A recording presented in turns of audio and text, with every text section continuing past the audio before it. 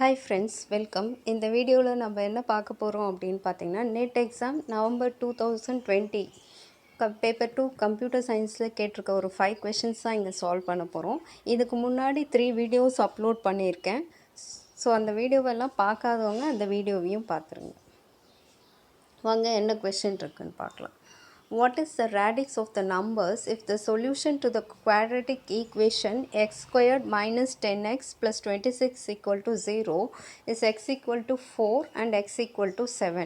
So radix என்னன்னு சொல்லி கேட்குறாங்க. கொஷின் என்ன கேட்டிருக்காங்க அப்படின்னு பார்த்தீங்கன்னா ஒரு quadratic equationோட ரூட்ஸ் வந்து x வந்து 4 7ன்னு கொடுத்துட்டாங்க. ரேடிக்ஸ் என்ன, பேஸ் என்னன்னு கேட்குறாங்க. ரேடிக்ஸ்னால் ஒன்றும் இல்லை, பேஸ் என்னன்னு கேட்குறாங்க. Option A 8, option B 9, option C 10, option D 11. ஓகேவா?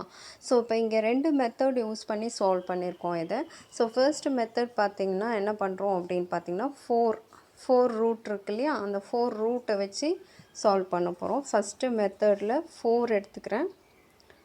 எக்ஸ் ஸ்கொயர்டுக்கு பதிலாக அந்த 4 சப்ஸ்டியூட் பண்ணுறோம். 4 ஸ்கொயர் எக்ஸுக்கு பதிலாக அந்த 4 சப்ஸ்டியூட் பண்ணுறோம். 4 square minus 1 into R power 1. So இது வந்து ரேடிக்ஸ் தெரியாதுன்றதுனால நம்ம என்ன பண்ணுறோம், பேஸ் தெரியாதுன்றதுனால ஆர் பவர் 1ன்னு போடுறோம்.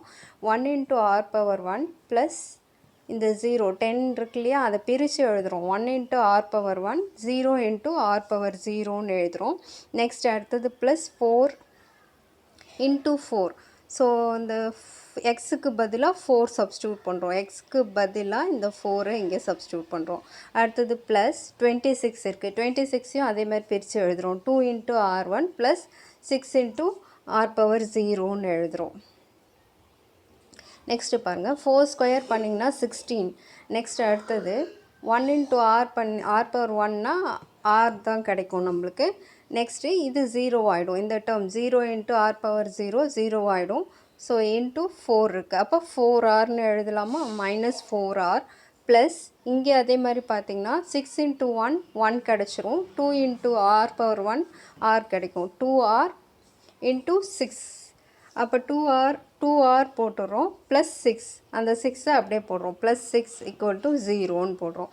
ஸோ இப்போ 16 மைனஸ் 4r ப்ளஸ் 2r பண்ணிங்கன்னா மைனஸ் 2r கிடைக்கும். Plus 6 equal to 0.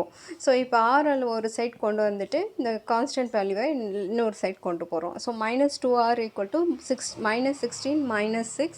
ஸோ இப்போ மைனஸ் 2r ஈக்குவல் டு 22 கிடைக்கும். கேன்சல் பண்ணிங்க அப்படின்னு சொன்னால் r ஈக்குவல் டு 11 கிடைக்குது. இன்னொரு மெத்தட், ஆல்டர்னேட் மெத்தடில் என்ன பண்ணுறோம் அப்படின்னு பார்த்தீங்கன்னா சம் ஆஃப் த ரூட்ஸ் எடுத்துகிட்டு கண்டுபிடிச்சிட்டு பண்ண போகிறோம். சம் ஆஃப் த ரூட்ஸ்க்கு ஃபார்முலா என்ன அப்படின்னு பார்த்தீங்கன்னா minus b by a. So அதுதான் இங்கே மென்ஷன் பண்ணியிருக்கேன். Minus b by a. Minus b நம்மளுக்கு தெரியும் 10, இது ஏ இது பி, சரியா? ஸோ அப்போ என்ன பண்ணுவோம், மைனஸ் 10, ஏக்கு வேல்யூ 1 இருக்குது. ஸோ அப்போ மைனஸ் 10 டிவைடட் பை 1 மைனஸ் 10 கிடைக்குது. ஸோ இப்போ இந்த ரூட்டை எடுத்துக்க போகிறோம். X equal to 4, X equal to 7 கொடுத்துருக்காங்க இல்லையா. அப்போ 4 + 7 ஈக்குவல் டு 10 ஈக்குவேட் பண்ணுறோம். அப்போ 4 base B plus 7 base B is equal to, இதை பிரித்து இங்கே எழுதின மாதிரியே பிரித்து எழுதுகிறோம். 1 இன்ட்டு பி பவர் 1, பேஸ் தெரியாதுன்றதுனால பி வச்சுக்கிறோம். 1 into B power 1 plus 0 into B power 0ன்னு வச்சுக்கிறோம். இங்கே எப்படி ஆர் வச்சோமோ அதே மாதிரி இங்கே பியில் செய்கிறோம். நெக்ஸ்ட் அடுத்தது 4 இன்ட்டு பி பவர் 0, இதை எப்படி எழுதலாம், 4 இன்ட்டு பி பவர் 0. அதேமாதிரி 7 இன்ட்டு பி பவர் 0ன்னு எழுதலாம். இந்த பக்கம் பார்த்தீங்கன்னா 1 இன்ட்டு பி பவர் 1 பி கிடைக்குது, ப்ளஸ் 0 இன்ட்டு பி பவர் 0 நம்மளுக்கு 0 கிடச்சிருது. ஸோ அப்போ பார்த்தீங்கன்னா 4 + 7 is equal to b power 0 என்ன இருக்கும், 4 இன்ட்டு பி பவர் 0னா 1 கிடச்சிது. அப்போ 4 ப்ளஸ் 7 இன்ட்டு பி பவர் 0க்கு 7 கிடைக்குது. 4 + 7 இஸ் ஈக்குவல் டு பி இந்த சைடில். ஸோ இப்போ ரெண்டையும் ஆட் பண்ணிங்கன்னா 11. 4 + 7 equal to 11. So correct answer is option D. 11 is the correct answer for this question. Next question, in a binary max heap containing n numbers, the smallest element can be found in dash time. So பைனரியில் maximum heap உள்ள ஒரு ட்ரீயில் smallest element எவ்வளோ டைமில் கண்டுபிடிக்கிறோன்னு கேட்குறாங்க. So options A order of n, option B n log n base 2, option C order of 1, option D order of log base 2 log base 2 n. So இங்கே ஒரு ட்ரீ எக்ஸாம்பிளுக்கு கன்ஸ்ட்ரக்ட் பண்ணியிருக்கோம். ஸோ அதில் என்ன இருக்குதுன்னு பார்த்தீங்கன்னா, ஃபஸ்ட்டு ரூட் வந்து maximum ஹீப்பாக இருக்கணும். மேக்ஸிமம் ஹீப்னாலே நம்மளுக்கு தெரியும் ரூட் தான் இருக்கிறதுலே ஜாஸ்தியாக இருக்கும், அதுக்கப்புறம் குறைஞ்சிக்கிட்டே வரும். ஸோ லாஸ்ட் வேல்யூ ஃபைனலாக உள்ள ஸ்மாலஸ்ட் வேல்யூவாக இருக்கும். ஸோ அப்போ இங்கே பார்த்தீங்கன்னா 10 எது 10 இல்லை 10, ஓகேவா? ஸோ அப்போ 10 வந்து ரூட்டில் இருக்குது. அடுத்தது 8 5 6 4 2 1ன்னு சொல்லிட்டாங்க. இப்போ நம்மளுக்கு என்ன சொல்கிறாங்க, smallest element can be found in dash time. ரொம்ப கம்மியான சின்ன எலமெண்ட்டை எவ்வளோ டைமில் கண்டுபிடிப்போம் அப்படின்னு சொல்லி கேட்குறாங்க. ஸோ அப்போ நம்ம ஸ்டார்ட் பண்ணுறோம் அப்படின்னு சொன்னால் எப்படி விசிட் பண்ணுவோம்னு பார்த்தீங்கன்னா, ஃபஸ்ட்டு ரூட்டு, அதுக்கப்புறம் லெஃப்டில் உள்ளது, ரைட்டு, தென் லெஃப்டில் உள்ளது, அப்படியே ஒன்று ஒன்றா கண்டினியூ பண்ணிகிட்டே ரைட் சைடு வரும். லாஸ்ட்டில் ரைட்டில் ஸ்மாலஸ்ட் எலமெண்ட் இருக்கும். ஸோ அப்படி தான் ஸ்டோர் ஆகிருக்கும். ஸோ அப்போ லாஸ்ட்டில் ஸ்மாலஸ்ட் எலமெண்ட் கண்டுபிடிக்கிறதுக்கு நம்ம எத்தனை நோட்ஸ் விசிட் பண்ணுறோம் இங்கே அப்படின்னு பார்த்தீங்கன்னா n நோட்ஸ் விசிட் பண்ணுறோம். நம்ம ட்ரீயில் n நோட்ஸ் இருக்குதுன்னு வச்சுக்கோங்க. அப்போ எத்தனை நோட்ஸ் விசிட் பண்ணுறோம், n நோட்ஸ் விசிட் பண்ணுறோம். அப்போ இங்கே ஆன்சர் என்னன்னு பார்த்தீங்கன்னா order of n is the answer. Correct answer is order of n.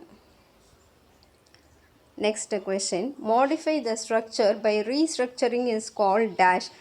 Correct, adaptive maintenance, option A, option B corrective maintenance, option C perfective maintenance, option D preventive maintenance. So modifying the software modify பண்ணுறோம், சாஃப்ட்வேரில் changes பண்ணுறோம் அப்படின்னு சொன்னால் அது என்ன சொல்கிறோம் அப்படின்னு பார்த்தீங்கன்னா perfective maintenance. Option C perfective maintenance is the correct answer. So இந்த நாலும் என்னன்றது பார்ப்போம். இது ஜூன் 2019 கொஞ்சம் கொஷினை மாடிஃபை பண்ணி ஒரு கொஷின் இதிலே கேட்டிருக்காங்க. அடாப்டிவ் மெயின்டெனன்ஸ்க்கு பற்றி அதில் கேட்டிருக்காங்க. ஸோ இது ஒரு மெயின்டெனன்ஸும் என்னன்றதை பார்த்துடலாம். கரெக்டிவ் மெயின்டெனன்ஸுன்றது என்ன அப்படின்னு பார்த்தீங்கன்னா, ஃபிக்ஸ் எரர்ஸ். அந்த சாஃப்ட்வேர் யூஸ் பண்ணிகிட்ருக்கிறப்ப என்ன எரர் வருதுன்னு கண்டுபிடிக்கிறது தான் வந்து corrective maintenance. Fixing errors that R observed when the software is in use. ஒரு சாஃப்ட்வேரை யூஸ் பண்ணிகிட்ருக்கிறப்ப என்னென்ன எரர்ஸ் வருதுன்னு கண்டுபிடிக்கிறது கரெக்டிவ் மெயின்டெனன்ஸ். அடாப்டிவ் மெயின்டெனன்ஸுன்றது என்ன அப்படின்னு பார்த்தீங்கன்னா, அந்த சாஃப்ட்வேரை நியூ என்விரான்மெண்ட்க்கு ஏற்ற மாதிரி மாற்றுறது, சேஞ்சஸ் பண்ணுறது. ஸோ ஓஎஸ் மாற்றலாம், இல்லை ஹார்ட்வேர் ரெக்குயர்மெண்ட்ஸ் வேறு எதனா சேஞ்ச் பண்ணலாம், ஸோ இன்டர்னல் ஆர்கிடெக்சர்ஸ் சேஞ்ச் பண்ணலாம். ஸோ அந்த மாதிரி பண்ணுறத என்ன சொல்கிறோம், அடாப்டிவ் மெயின்டெனன்ஸ்னு சொல்கிறோம். So adaptive maintenance is concern with the change in the software that takes place to make the software adaptable to new environments such as to run on the software on a new OS. அடுத்தது பெர்ஃபெக்டிவ் மெயின்டெனன்ஸ்னால் என்னென்னு பார்ப்போம். பெர்ஃபெக்டிவ் மெயின்டெனன்ஸ்ன்றது என்ன அப்படின்னு பார்த்தீங்கன்னா, adding new functionalities to the software. ஏற்கனவே உள்ளதை நம்ம modify பண்ணுறோம், கொஞ்சம் சேஞ்ச் பண்ணுறோம், புதுசாக ஃபீச்சர்ஸை ஆட் பண்ணுறோம். அதுதான் வந்து perfective maintenance. New features, new functionalities add பண்ணுறோம்.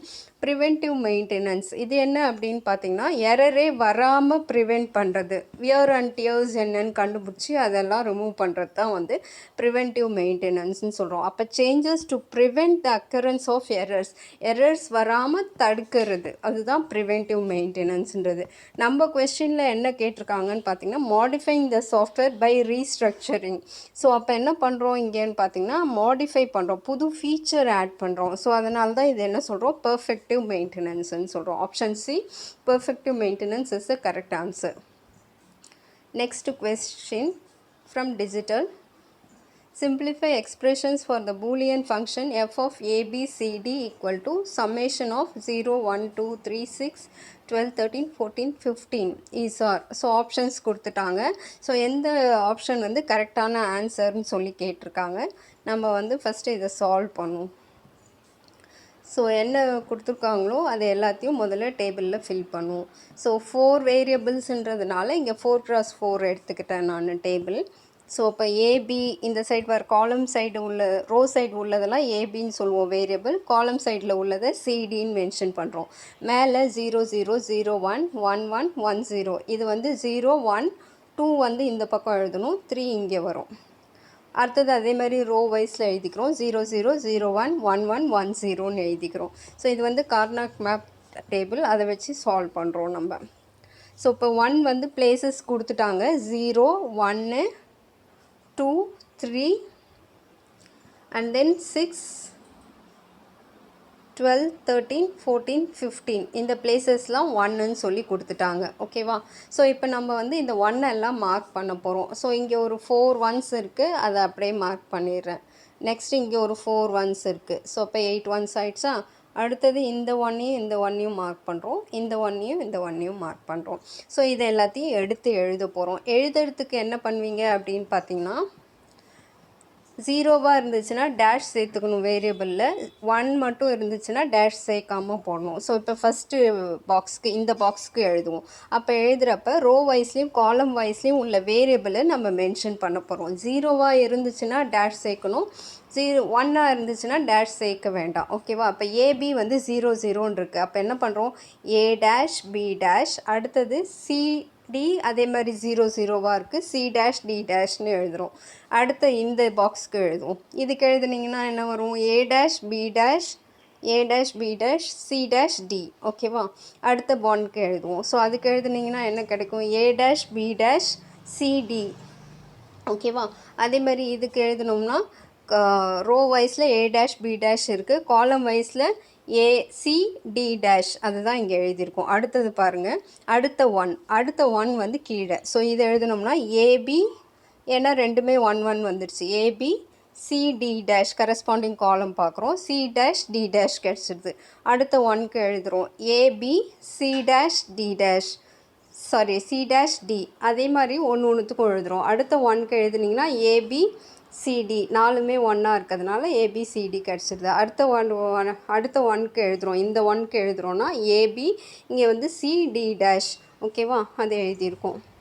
அதே மாதிரி நெக்ஸ்ட் இருக்கிறது இந்த 2 ஒன்ஸ் பார்த்தோம் இல்லையா, இந்த 2 ஒன்னையும் எழுத போகிறோம். ஸோ அதுக்கான ஸ்டெப்ஸ் தான்.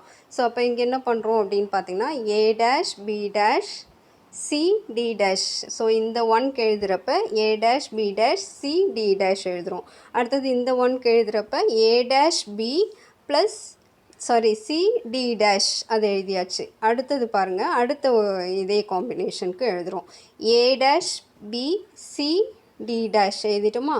அடுத்தது இந்த ஒன்க்கு எழுதுகிறோம் ஏபி, இந்த ஒன்க்கு ஏபி சி டி டேஷ். ஓகேவா? அதை எழுதிக்கிறோம். இப்போ இதுலேருந்து காமனாக உள்ள டேர்ம் வெளியே எடுத்துகிட்டு மிச்சம் இருக்கிறத ஒன்றுன்னு சொல்லி நம்ம கேன்சல் பண்ண போகிறோம். அப்போ ஃபஸ்ட்டு 2 ஈக்குவேஷனில் பாருங்கள், A dash B dash C dash காமனாக இருக்குது, டி ப்ளஸ் டி டேஷ்ன்னு இருக்குது. அதை தான் இப்போ வெளியே எடுத்துடுறோம். A dash B dash C டேஷை காமனாக வெளியே எடுத்துடுறோம், டி ப்ளஸ் டி டேஷ்ன்னு போட்டுக்கிறோம். அடுத்த 2 ஈக்குவேஷன் பாருங்கள், A dash B dash C காமனாக இருக்குது, டி ப்ளஸ் டி டேஷை உள்ளே போடுறோம். அடுத்தது பாருங்கள், ஏபி சி டேஷ் காமனாக இருக்குது இது ரெண்டுத்துலேயும். ஸோ ஏபி சி டேஷ் போட்டாச்சு, மிச்சம் இருக்கிறது D dash plus D. So அதை ப்ராக்கெட்டில் போட்டாச்சு. அடுத்தது ஏபிசி காமனாக இருக்குது இதில், ஏபிசி போட்டாச்சு, டி ப்ளஸ் டி டேஷை வெளில எடுக்கிறோம், உள்ளே போடுறோம். அடுத்தது A dash B C, so இதெல்லாம் மாறி வருது. ஓகேவா? ஸோ இதில் என்ன இருக்குது அப்படின்னு பார்த்தீங்கன்னா, B A dash C D dash காமனாக இருக்குது, A dash C D dash. இங்கே என்ன மாறி இருக்குன்னா பி டேஷ்னு மாறிடுச்சு. ஸோ அப்போ இங்கே A dash C D dash போட்டாச்சு, பி ப்ளஸ் பி டேஷ் ப்ராக்கெட்டில் இங்கே ஹைட் ஆகிருக்கு, பி ப்ளஸ் பி டேஷ் ப்ராக்கெட்டில்.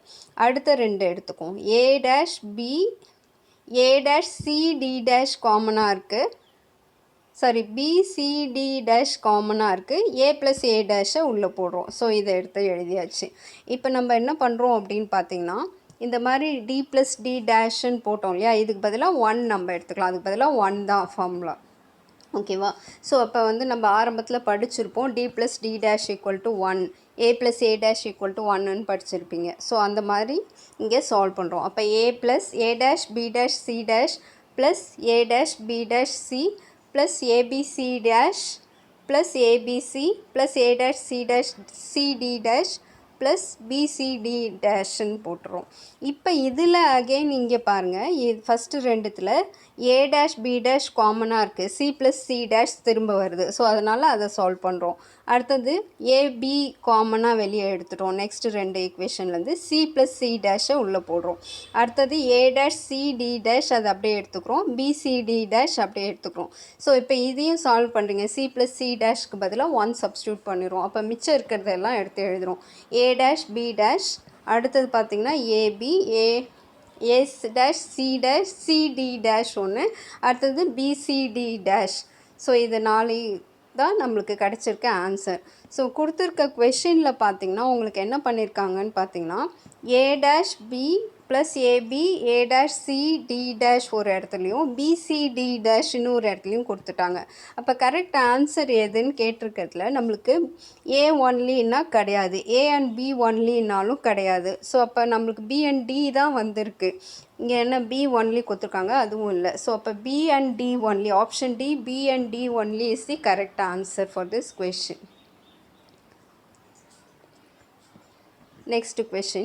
Given below are two statements. If two variables v1 and v2 are used for clustering, then consider the following statement for k means clustering with k equal to 3. Statement 1. If v1 and v2 have correlation of 1, the cluster centroid will be in straight line. If v1 and v2 have correlation of 0, the cluster centroid will be in straight line.